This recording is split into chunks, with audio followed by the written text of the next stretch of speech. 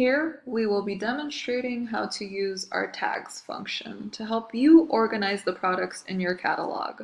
Make it 10 times easier for you and your teammates to locate items with a simple tag. You will start on your main catalog page and select a few items you would like to collectively label under one tag.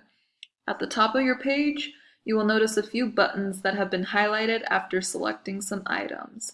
Click on the Tag button for a pop-up window to appear with further instruction. You can either search for an existing tag or create a new one for these set of items. You can select multiple tags to be associated with a single item. Once complete, click Save and the tags will be linked with those set of items.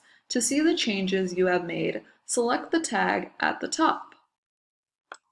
You can then select an item once it is filtered, and once you are redirected to its product details page, you will find on the right-hand side a section where any tags that have been applied will be listed there.